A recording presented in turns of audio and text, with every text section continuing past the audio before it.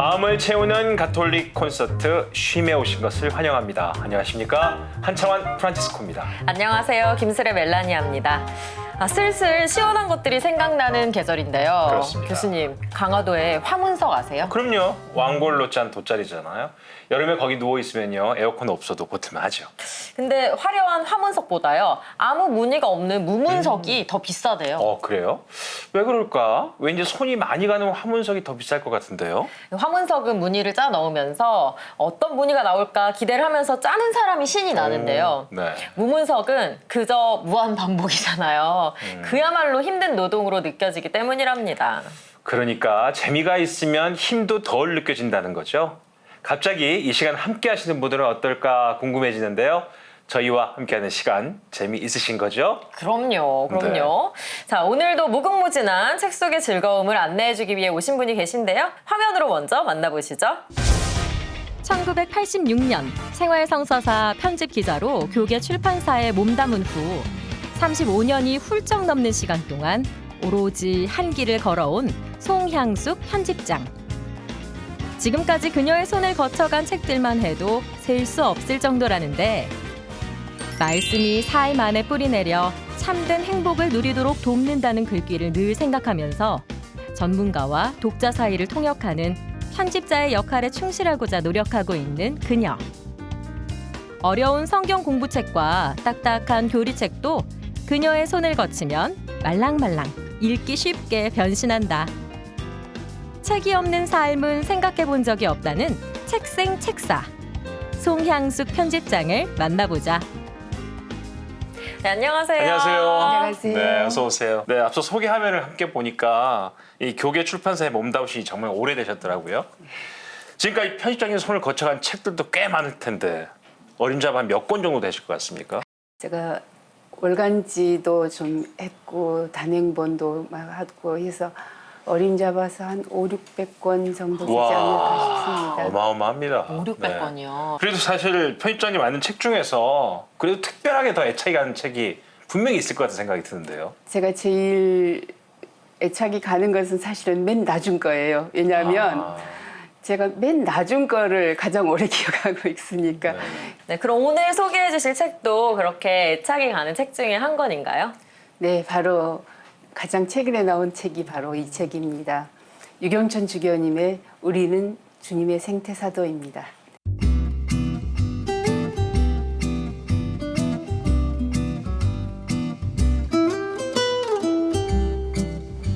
생태사도, 좀 이름이 낯선 제목입니다. 생태사도에 대해 좀 소개 좀 해주시죠.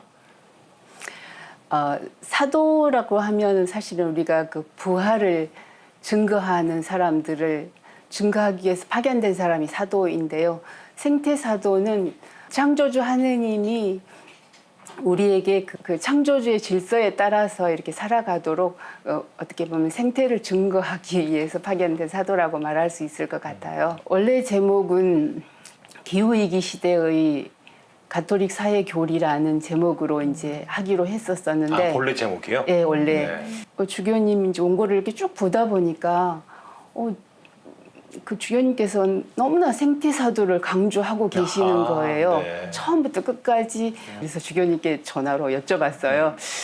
혹시 주교님, 우리는 주님의 생태사도입니다를 제목으로 하면 어떨까요? 그랬더니 좋다고 좋다고 그러시는 거예요. 그래서 제목을 그렇게 정했던 그런 거죠. 편집장님 말씀 들어보니까 그 사도라는 의미가 부활을 증거했듯이 우리 모두가 하느님 만들어주신 이 세상에 대한 질서와 자연에 대한 이야기를 증거할 수 있는 생태사도로 같이 활동했으면 좋겠다. 이제 그런 의미로 제목이 우리는 주님의 생태사도입니다. 아마 이렇게 됐다고 이해가 됐습니다. 그래서 원래 생각했던 제목은 사실 소제목으로 달렸어요. 생태 위기 시대의 가톨릭 사회교리 이런 소제목이 붙어 있는데 이 책을 읽기 전에 가톨릭 사회교리라는 용어에 대해서도 우리가 조금 알아야 될 것 같아요. 그러니까 교리라는 것은 원래 우리가 믿어야 하는 거잖아요. 믿고 그 믿은 바를 실천하고 살아야 되는 게 교리라면 사회교리는 가톨릭에서 가르쳐준 사회 가르침이라고 하겠는데요. 그때까지만 해도 그 정의 문제가 제일 중요했었습니다. 사회 교리에서 가장 중요한 테마는 정의였어요. 그러니까 그랬다가 이제 그 제2차 바티칸 공의회 이후 사무헌장 이후부터서 이 생태 문제가 사실은 정의 문제와 평화 문제와 굉장히 밀접한 연관이 있다는 것을 알게 되고 이 중에 어느 한 가지만 무너져도 다 같이 무너진다는 것을 알게 되면서 우리 그 가톨릭 교회에서 사회 교리의 그 중요한 가르침으로서 그 생태 문제가 대두하게 됩니다. 그래서 요즘은 사실은 우리 프란치스코 교황님께서는 통합 생태론을 얘기하실 정도로 그 모든 것을 다 통합해서 그 사회에 대한 가르침을 이렇게 하고 있는 정도로 그렇게 되었습니다. 사실 신앙과 생태가 연결되기가 참 애매하고 어렵다고 생각이 들거든요. 실은 이 많은 신자들께서도 생태사도, 가톨릭 사회교리 정의, 참 이게 설명 듣고 보니까 이게 마음을 새기면서 이 책을 읽어야겠다는 생각이 드는데, 유경천 주교님이 특별히 바로 이 생태사도에 대해 관심을 갖게 된 이유가 따로 있으십니까? 주교님께서는 그 소신학교를 다니셨더라고요. 근데 소신학교 다니실 때부터 굉장히 그 가난하고 소외된 사람들에 대한 관심이 굉장히 깊었다고 합니다. 그래서 그 낮은 자세의 사제로서 이렇게 살고 싶으셨었고, 그래서 쉽게 말하는 요즘 말하는 그 까리타스 사업, 그러니까 체리티라고 하죠. 그 자선 사업, 그러니까 사회복지 사업 그런 쪽에 관심이 참 많으셔서 사실 그 독일로 유학을 가셨어서도 그 부분을 되게 많이 공부를 하고 싶으셨대요. 근데도 이제 1990년경에 90년대 전후로 해서 특히 우리나라에서 이런 그 정의, 평화, 생태 그런 창조 보전 문제가 굉장히 심각하게 이제 되고 있다는 것을 주교님은 아셨어요. 저희들은 사실은 그때만 해도 잘 몰랐던 것 같아요. 주로 정의, 평화 이야기만 했지 생태 문제는 생각을 안 했던 것 같은데 그 박사학위 논문으로 그 공의에 있어서 창조 보전에 대한 그런 것을 논문으로 이렇게 하셔서 박사학위를 받으셨다고 그래요. 박사 논문을 쓰셨다면 그러니까. 정말 주교님의 어떻게 보면 전공 분야인 셈이네요. 그렇다면 이 책이 여타 다른 환경 책들과는 어떤 차이가 있나요? 맨 앞에 주교님의 그 강론이 이렇게 나오는데 그 강론을 보면서 주교님은 정말 이 책이 생태사도에 대한 책인데 또 하나의 생태사도가 진짜 주교님 자신이구나 저는 그런 그렇죠. 생각이 들었어요. 그래서 주교님의 삶 자체가 생태사도의 교과서 같으세요. 그래서 정말 교과서 같으신 분이 책을 쓰셨다는 점을 첫 번째로 들고 싶고요. 그리고 이제 이 책이 정말 특징 중에 하나는 그 생태 위기 시대의 그 사회 교리들이 여기저기 막 흩어져 있고 뭐 어떤 게 먼저 나왔는지 어떻게 나중에 나왔는지 또 어떻게 해서 발전되었는지 어떤 경위를 통해서 발전되고 누가 어떤 영향을 받았는지 그런 거에 대해서 정말 알 수 없이 막 흩어져 있었는데 주교님, 전공자 주교님께서 아주 잘 시대별로 너무나 잘 정리를 해 놓으셨어요. 제가 라디오에서도 기후 위기에 관한 프로그램을 제작하고 있는데 우리 가톨릭 교회에는 어떤 의견이 있을까 찾다 보면 이 문서 이 문헌 저 문헌 막 찾기 되게 복잡했거든요. 근데 이 책 한 권이면은 다 정리가 돼 있다는 느낌이 들어서 책을 읽으면서 참 좋았어요. 주교님께서는 그래도 그만큼 우리 지구의 상태가 이렇게 심각하다는 거를 느끼셔서 그렇게 하시는 거겠죠? 주교님께서 그래서 이 책에서도 우리 공동의 집인 지구가 불이 났다라고 이렇게 표현을 하십니다. 그러니까 우리 공동의 집, 우리 집이 지금 불이 났다는 건데 사실 불이 나면 우리 먼저 119에 신고하고 빨리 도망가라면서요. 끌려고 하지도 말고. 그래 우리도 좀 빨리 도망가야 되는데 사실은 이 지구는 도망갈 곳이 없다는 게 문제예요. 탈출구가 없다는 거.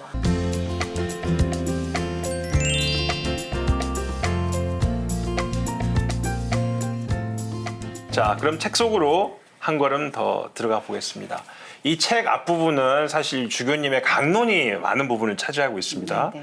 그 내용을 보면 주교님께서 아까 말씀하신 것처럼 우리가 사는 지구를 공동의 집, 우리의 집 이렇게 말씀하세요. 또 강도 맞아 쓰러져 죽어가는 이웃 이렇게 표현하셨습니다. 그만큼 이 책을 통해서 우리 모두의 각성을 바라시는 것 같은데, 그렇죠? 네, 강도 만난 불쌍한 이유. 불쌍한 이웃이라는 지구를 그렇게 얘기할 때 이거는 이제 지구의 초점이라기보다는 그 강도 맞은 그 불쌍한 사람을 대하는 우리의 태도에 어떻게 보면 초점이 있을 것 같아요.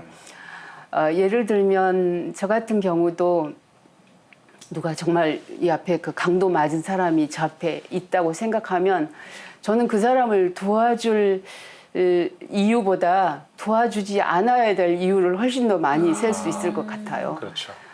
이 지구에 대해서도 정말 지구가 정말 죽어간다, 물부짖고 있다 그런 얘기를 들어도 저는 뭐 아침이면 예를 들어서 저 같은 경우는 승용차를 안 탄 지 한 6개월 정도 됐는데요. 그래도 날마다 아침에 오늘은 좀 승용차를 타고 갈까? 출근할 때 그런 생각하고요. 또 집에 가서도 이렇게 잠잘 때 꼭 그 불을 켜놓고 아니면 TV를 켜놓고 잔다든지 뭐 그런 것들, 그런 수많은 것들이 다 어떻게 보면 우리 지구를 그 에너지를 제가 낭비하게 함으로써 그 이 지구를 힘들게 만들거든요. 이 에너지를 만들어 놓은 그 과정이 계속 그 지구를 괴롭히는 과정이기 때문에 같은 이 지구를 정말 나 몰라라 하고 싶은 그런 마음이 너무 강하다는 그런 그 반성을 이렇게 하게 됩니다. 맞아요. 일상에 이렇게 스며들어 있기 때문에 불편해지는 게 싫어서 맞아요. 또 지구가 타고 있지만 어떻게 되겠지. 그냥 이렇게 무심히 지나쳐버리게 되는 게 아닌가 싶어요. 이 책을 보면요. 또 생태적 회계라는 말도 등장을 해요. 우리가 보통 회계라고 하면은 내가 잘못한 것을 뉘우치는 거잖아요. 특히 사람이나 하느님에게 잘못한 일을 뉘우치는 건데 생태적 회계는 자연에게 잘못한 일을 뉘우치라는 건가요? 네, 그렇습니다. 교황청에서도 그 우리 그 고해성사 할 때도 새로운 죄, 새로운 사회적 죄의 목록 속에 이 생태 위기에 대한 그런 것도 반성을 하라고 되어 있거든요. 그래서 우리가 고해성사 볼 때도 하느님한테 잘못한 거, 이웃한테 잘못한 것만 아니라 이 피조물, 자연에 대해 잘못한 것을 것도. 성찰해야 된다는 거죠. 고해해야 되는 거예요. 네. 지구에 사는 모든 이웃들에 대해서 잘못한 그 모든 것들도 고백을 해야 된다. 이야, 성사 때 엄청 할 말만 하시는데. 아이고, 나오는데 한 5분 정도 걸릴 것 같네요. 그러게 말입니다. 이 강론 내용도 거의 사실 비슷한데요. 처음엔 너무 생소한 단어가 많이 나와요. 책을 읽다 보면.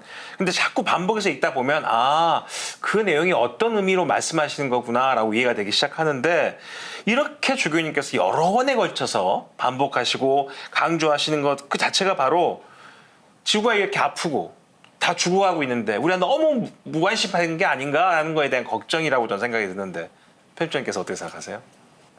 지구에서 이렇게 문제가 있을 때마다 먹이사슬 최상위층에 있었던 생물들이 되게 없어졌다고 그러잖아요. 그래서 인간이 굉장히 그 위기의식을 느끼기는 하는데 그 문제는 그 위기의식을 일관성이 없거나 금방 잊어버린다는 게 큰 문제인 것 같아요. 진짜 미운 거보다 더 무서운 게 무관심이라는 맞아요. 말이 있잖아요. 맞아요. 네, 네. 악플보다 무풀이 더 무서운 거라고.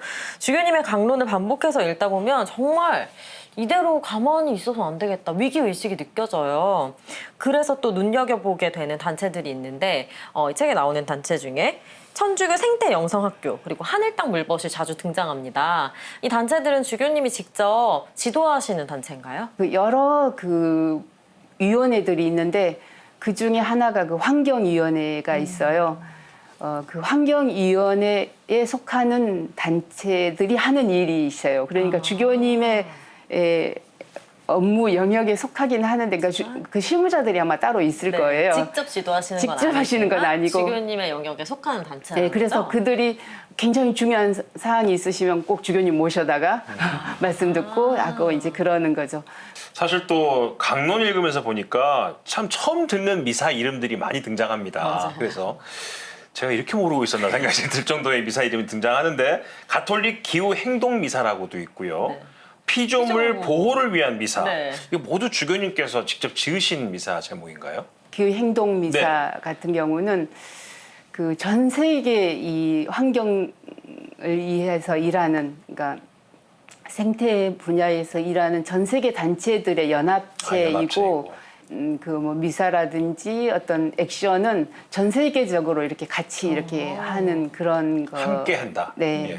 그래서 뭐 미국에서도 하고 여기서도 하고 여러 군데서 이렇게 전 우리나라에도 있고요. 그래서 그때 주교님이 이제 불려가신 거죠. 왜냐하면 이 분야를 맡고 계시니까 피조물 보호를 위해서 기도하라고 정하신 분이 우리 프란치스 교황님께서 우리한테 정하셨어요. 네. 그렇게 정하셔서 그날이 9월 1일입니다.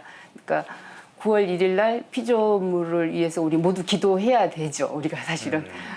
주교님의 강론을 읽다 보면 생태 위기에 대한 주교님의 마음이 느껴지기도 하는데요. 제가 주교님 강론 중에 인상 깊었던 내용을 직접 읽어드릴까 합니다.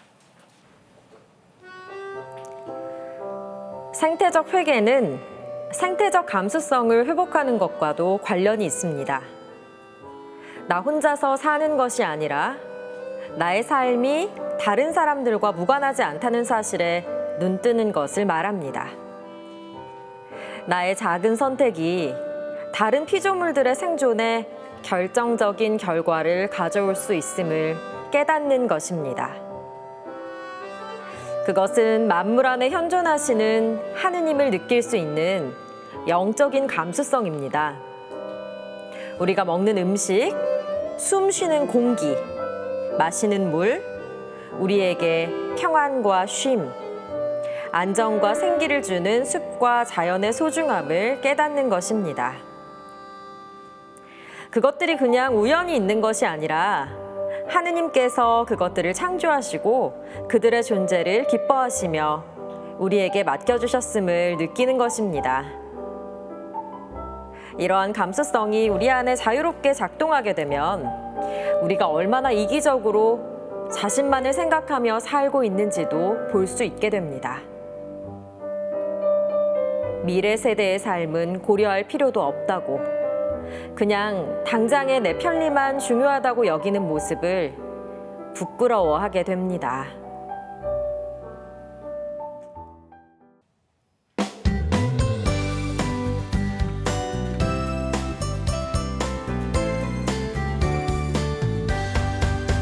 지구야 많이 아프니 모든 것이 우리 때문이야. 쓰레기를 마구 버리고 물과 공기를 더럽혔어. 지구야 울고 있구나. 기온이 올라 빙하가 녹아. 우리들이 살 수 있는 곳 점점 더 줄어들 거야.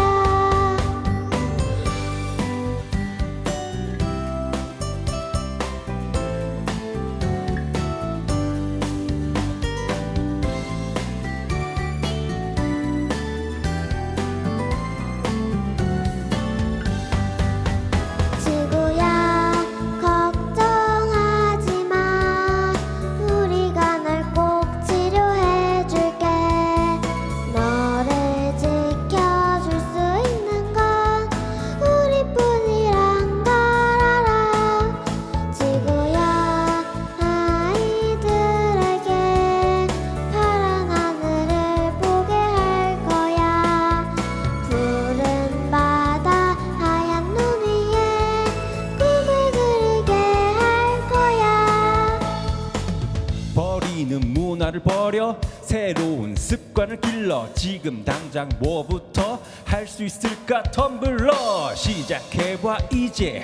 지구와 우리를 위해 보다 더 나은 미래. 오늘이 바로 D-Day. 지구야 아이들에게 파란 하늘을 보게 할 거야. 푸른 바다 하얀 눈 위에 꿈을 그리게 할 거야. 꿈을 그리게 할 거야.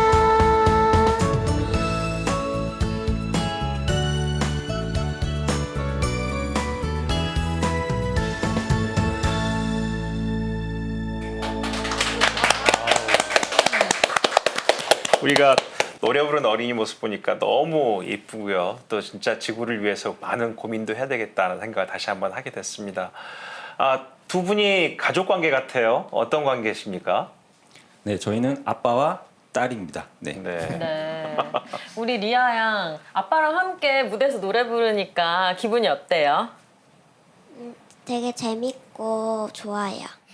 너무 해맑게 부르는 것 같아요. 재치원 씨는 찬양사도이자 생태사도로도 활동 중이라고 들었는데요. 그럼 평소 일상생활에서도 지구를 위해 실천하고 있는 운동이 있을까요? 일단은 뭐 이 아이 같은 경우에는 학교 다닐 때나 밖에 다닐 때나 아까 이제 가사도 잠깐 나왔지만 텀블러 항상 가지고 다니고 그리고 사실 어쩔 수 없이 재활용품을 일회용품을 쓸 수밖에 없을 수 있지만 그럴 때 이제 분리수거 항상 잘하고 그리고 쓰레기를 이제 함부로 버리지 않고 그 가져와서 이렇게 주머니에 넣고 집에서 버리기. 그러니까 가사에 쓰여진 대로 좀 항상 그렇게 하려고 작은 습관부터 좀 실천하려고 노력하고 있습니다.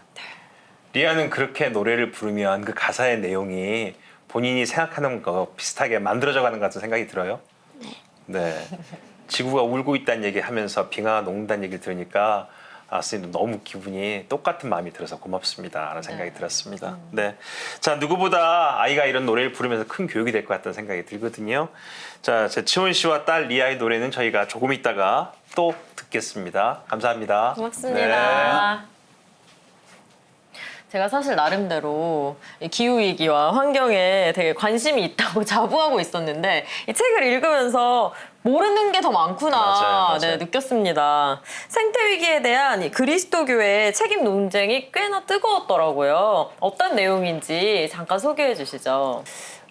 우리가 하느님의 모상이다. 하느님 닮게 창조하셨다라는 말을 어떻게 해석하느냐가 우선 첫 번째 그 관점이 있을 것 같습니다.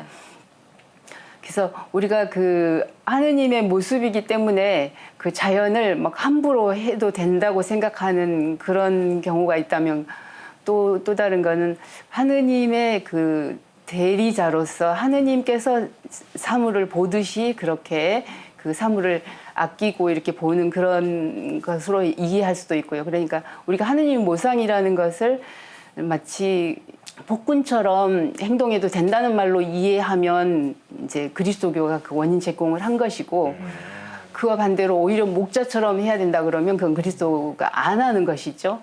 그리고 또 하나는 창세기 1장과 2장에서 또 다른 그 굉장히 논쟁이 되는 동사가 4개가 있어요. 네. 일구고 보살피다. 일구고 보살피다. 그다음에 지배하고 다스리다. 지배하고 다스리다. 그러니까 창세기 1장에가 그 지배하고 다스려라. 그러니까 아담한테 그렇게 이렇게 얘기를 하시는 게 나오고 창세기 2장에서는 일구고 보살펴라. 그렇게 나옵니다.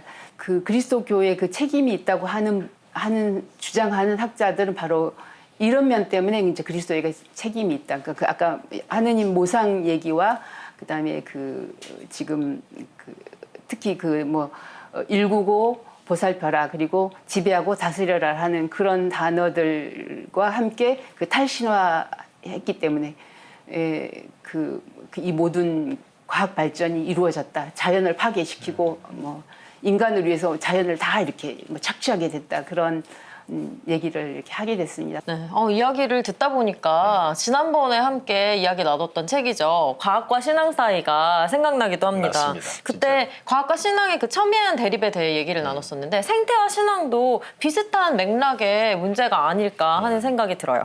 자, 그렇다면 또 궁금해지는 게 우리 베드로 신부님은 맞습니다. 오늘 우리가 함께하는 책을 어떻게 읽으셨을지 궁금해지는데요. 네. 베드로의 심심책방 다녀오시죠.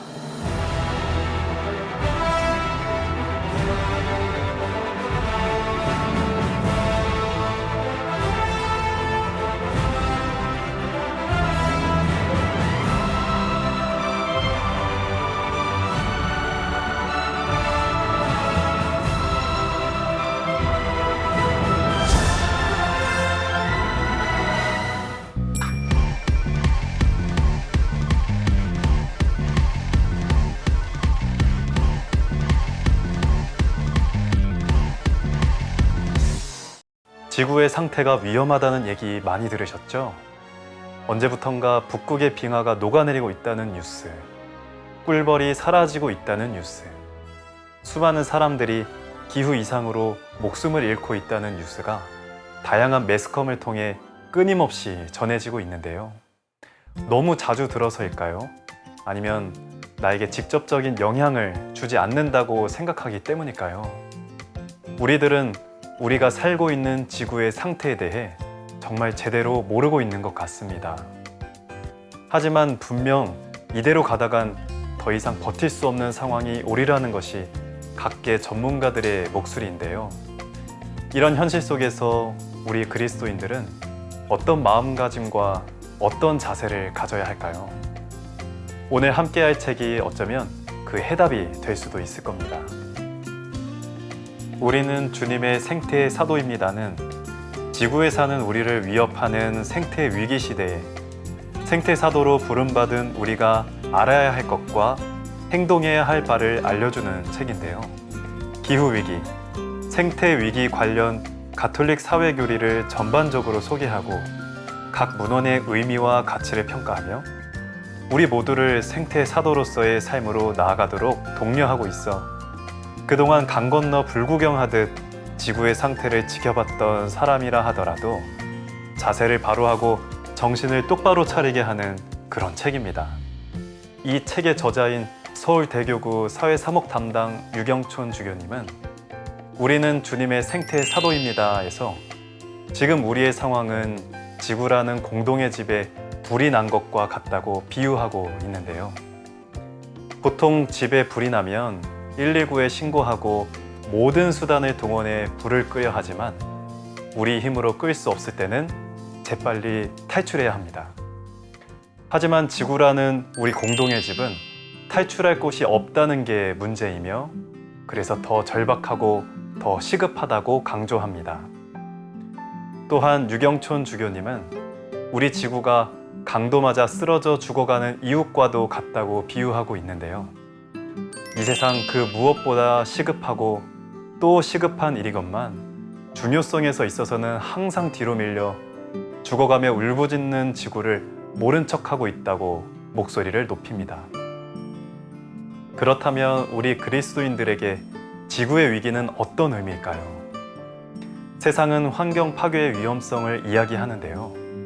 그리스도교는 여기에 더불어서 그러한 환경 파괴가 곧 온갖 피조물을 창조하신 하느님의 세상 질서에 대한 도전이라고 생각합니다. 우리는 편리한 삶을 원하기 때문에 자꾸만 세상의 발전에만 환호성을 지르게 되는 듯합니다. 그런데 그런 삶은 의도치 않게 자꾸만 창조주 하느님을 향한 모독으로 이어진다는 사실입니다. 하느님께서 지으신 세상의 모습, 보시니 아름답다 하시던 창조 때의 그 세상이 유지되려면 환경을 보존하려는 우리의 노력이 필요합니다. 그런 면에서 환경을 보호하려는 우리의 태도는 무척이나 신앙적인 행위이고 영적인 영역인 듯합니다. 유경촌 주교님 역시 이 책에서 우리 모두가 생태 사도가 되어야 할 이론적 근거와 그 당위성을 강조하고 계신데요. 생태 사도는 그리스도인의 신앙 고백 중 가장 중요한 첫 문장인 전능하신 천주 성부, 천지의 창조주를 저는 믿나이다 라는 고백에서 비롯되며 만일 우리가 하느님을 창조주로 믿는다면 이 생태 위기 상황에서 우리의 사명은 창조주 하느님이 만드신 모든 피조물을 살리는 생태 사도일 수밖에 없다고 말씀하십니다. 때문에 유경촌 주교님은 이 책에서 우리가 생태 사도로서 꼭 알아야 할 가톨릭 교회의 가르침과 나아가야 할 방향을 제시하는데요. 생태 환경과 관련된 강론에서는 생태 위기의 긴박성과 행동회로 나아가는 실천의 시급성을 알리고 논문들에서는 최초의 생태 회칙인 찬미 받으소서가 나오기까지의 배경이 되는 생태 위기 관련 사회교리의 핵심 요지를 시기별, 문헌별로 일목요연하게 정리하고 있습니다. 하느님을 믿는 사람이라면 기본적으로 창조 질서를 보존하고 공동의 집을 돌보고 가꾸는 일을 소홀히 할 수 없습니다. 그것이 창조주 하느님께 드리는 합당한 예배이고 그 믿음에 걸맞게 사는 것이기 때문입니다. 그래서 지구 환경 보호의 문제, 기후 위기 극복의 문제는 하느님을 믿는 신앙인에게 있어서 더없이 중요한 주제입니다. 그런 점에서 오늘의 신앙인은 누구나 기본적으로 생태 사도여야 합니다. 창조 신앙을 거부하는 그냥 신앙인이란 있을 수 없습니다. 창조주 하느님의 창조 질서에 따라 이 세상을 잘 돌보고 가꾸는 생태 사도직은 오늘날 우리 신앙인에게 필수적인 소명입니다.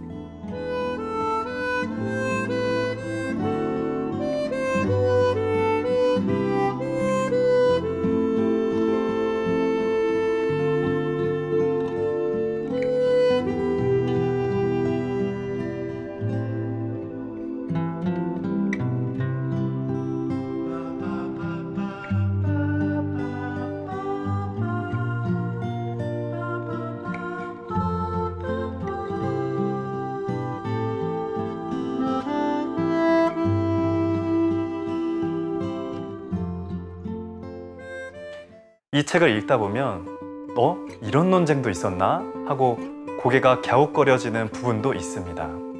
바로 생태 위기에 대한 그리스도교 책임 논쟁 부분인데요.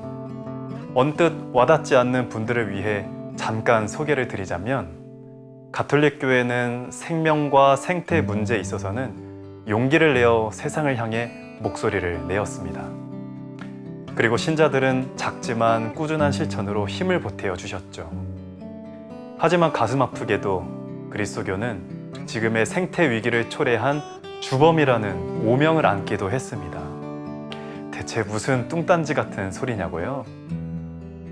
창세기의 창조 이야기를 보시면 세상을 창조하시고 사람을 만드신 하느님께서 인간에게 땅을 가득 채워 지배하고 온갖 생물을 다스리라는 말씀이 등장합니다.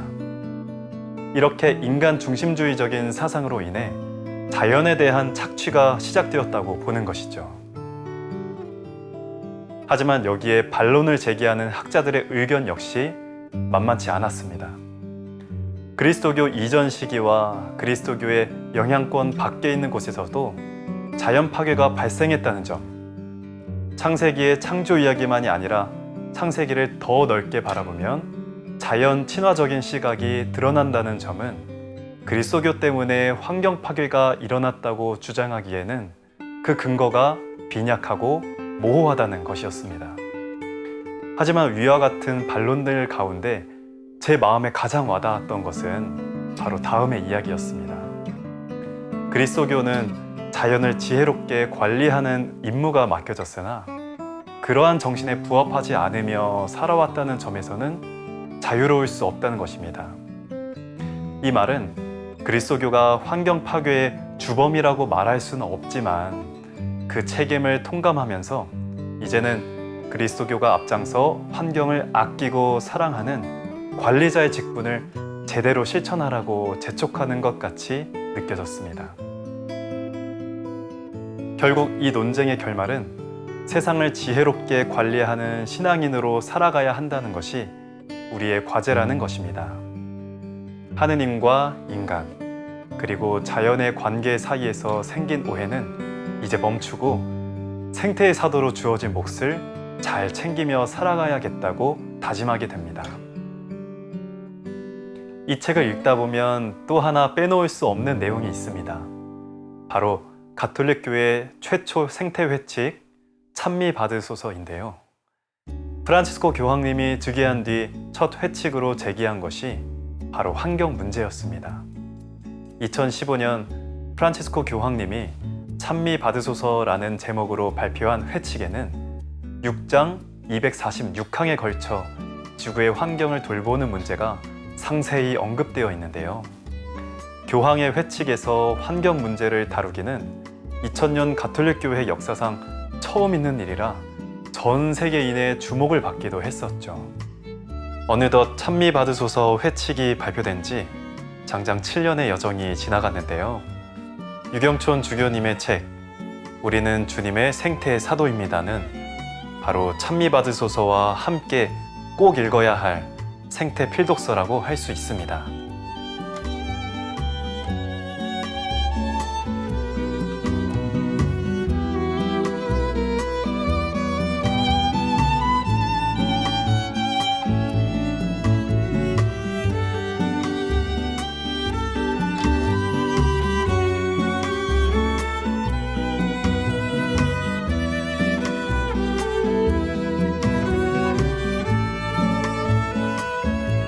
유경춘 주교님이 쓰신 우리는 주님의 생태 사도입니다에서는 우리 공동의 집 지구를 지키기 위한 교회 공동체의 노력과 그 의미까지 꼼꼼하게 정리해 생태 위기 시대를 사는 교회의 노력에 교리적, 학술적 근거를 제시하고 있는데요.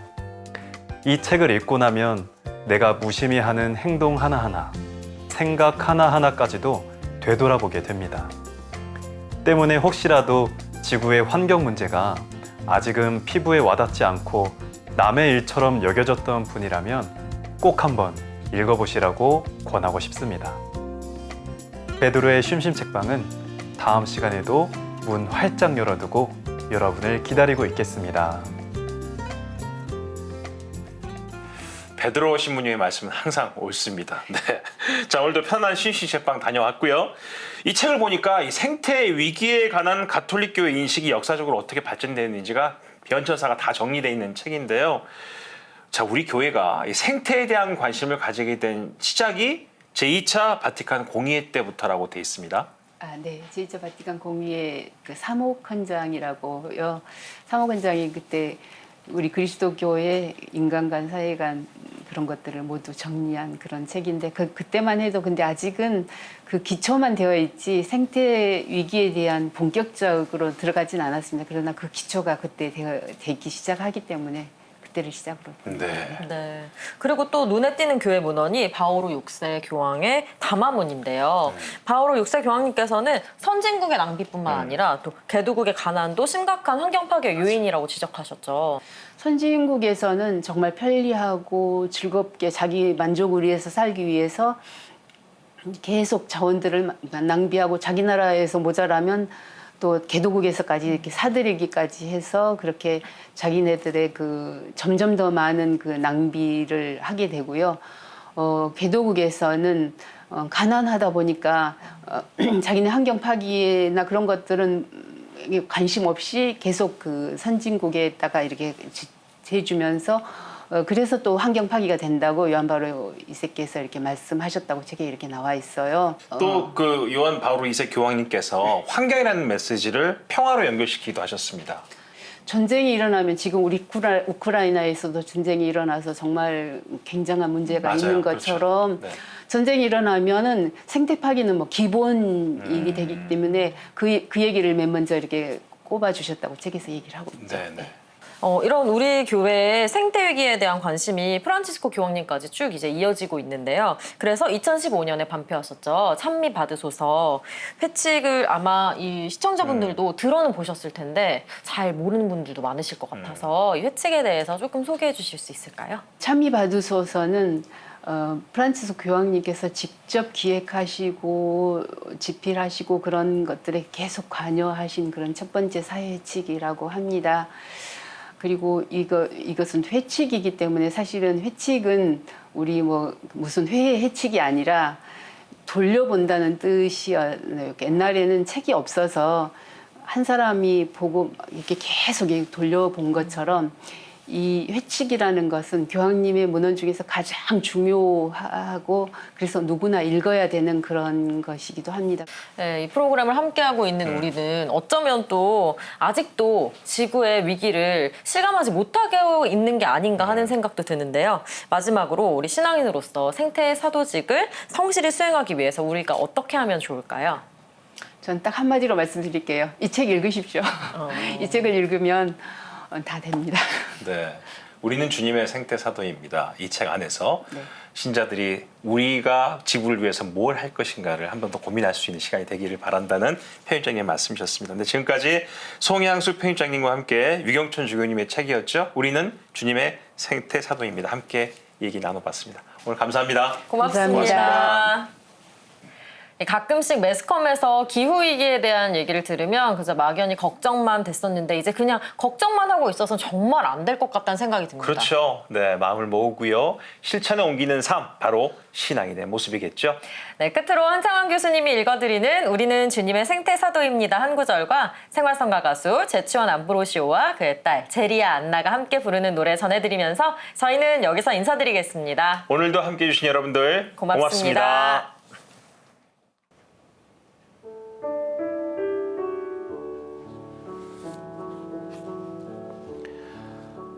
창세기에는 소돔과 고모라가 멸망하기 전 아브라함의 하느님과 협상하는 장면이 나옵니다. 하느님께서는 그 도시에 하느님의 뜻을 거슬러 사는 사람들이 넘쳐나더라도 의인 몇 명만 있다면 도시를 구해주시겠다고 약속하셨습니다. 그 10명을 보아서라도 내가 파멸시키지 않겠다 라고 하느님은 말씀하셨습니다. 생태사도는 창세기의 그 10명만큼이나 중요합니다. 비록 주변에 생태사도직을 실천하는 사람이 많지 않더라도 실망하지 말고 묵묵히 우리의 갈 길을 가야 합니다. 그래야 희망의 불씨를 살려나갈 수 있을 것입니다. 프란치스코 교황님은 회칙 찬미 받으소서에서 우리의 사소한 실천으로는 세상을 바꿀 수 없다고 생각하지 마라 라고 격려하셨습니다. 우리의 작은 변화와 실천이 지구를 살리고 창조주 하느님과의 깊은 체험을 선물해 줄 것입니다.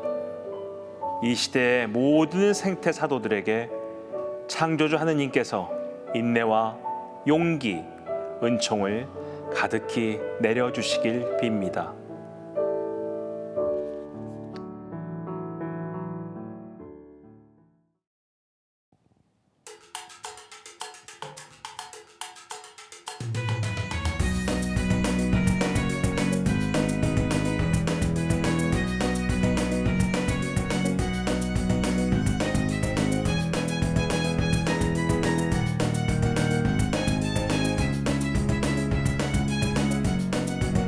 그대는 어떤 사람인가요? 얘기 나누고 알고 싶어요. 우린 점점 친해지겠지만 서로의 다름을 느낄 때 있겠죠. 가끔씩 얼굴 붉힐 때에도 피하지 말고 얘기 나눠요. 서로를 위해 양보하면서 또 이해하면서 더불어 살아요. 이런 마음 제게 주신 분 예수님이시라면 나 그분 말씀 따라 살래요. 둘이나 셋이 모여있는 이 자리에 하느님은 반드시 함께 하시네. 그분을 통해 만난 그대 어떤 사람인지 너무 궁금해. 지금까지 살아온 얘기 이 시간만의 소소한 재미 사실 난 항상 쑥스럽지 하지만 기대되는 우리들의 케미 그러다 보면 어느 때인가 다름을 알게 되는 서로의 생각 틀리거나 나쁜 게 아니야 그저 다르고 다를 뿐이야. 지금 필요한 건 양보와 이해 서로를 배려하는 노력이 필요해. 예수님의 가르침에 우리 모두를 위해 가끔씩 얼굴 붉힐 때에도 피하지 말고 얘기 나눠요. 서로를 위해 양보하면서 또 이해하면서 더불어 살아요. 이런 마음 제게 주신 분 예수님이시라면 나 그분 말씀 따라 살래요.